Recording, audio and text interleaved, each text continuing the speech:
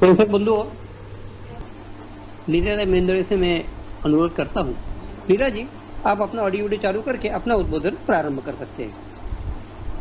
लीना जी। सबको नमस्कार। कल हम लोग इस बात पर पहुंचे थे कि हमें ये जो अपनी संस्कृति की बातें कही गई हैं, अपनी फिलॉसफी की बातें कही गई हैं, इनसे हमारा परिचय है कि नहीं है, और अगर है तो यह परिचय हमें किस तरह से स्वीकार्य है। मिथ्या है इस रूप में स्वीकार्य है या सत्य है इस रूप में स्वीकार्य है। और जैसे हमारे यहाँ पहचान के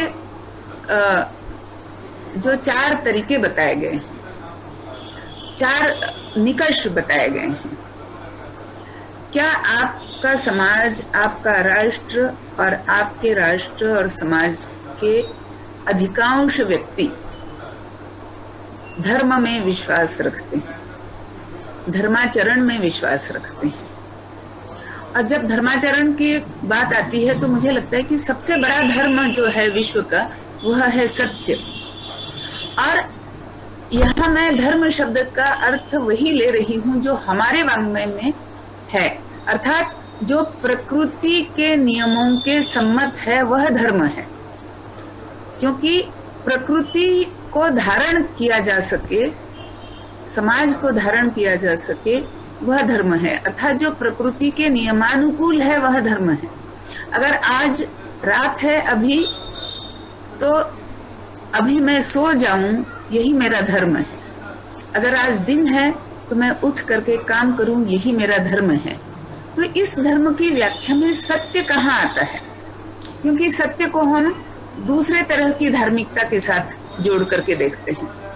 तो इसलिए मुझे लगता है कि इसकी थोड़ी सी व्याख्या मुझे करनी पड़ेगी कि सत्य क्या है। क्या यह प्रकृति का धर्म है सत्य? तो इसका उत्तर है जी हाँ। क्योंकि जब आप सत्य नहीं बोलते हैं तो आप अपनी ऊर्जा का विनाश करते हैं। क्योंकि आपके मन में कुछ अलग बात आती है और आपके मुंह पर, आपकी वाणी में कुछ अलग बात प्रकट होती है, तो आपको एक ही काम के लिए 2 बार अपनी ऊर्जा खर्च करनी पड़ी। अर्थात आपकी आधी ऊर्जा व्यय हो गई, बिना व्यर्थ हो गई। और प्रकृति, ऐसी व्यर्थता को प्रकृति कभी क्षमा नहीं करती है। और प्रकृति का पहला नियम है, ये प्रकृति धर्म है, कि जो गलती हुई उसकी सजा अवश्य मिलती है।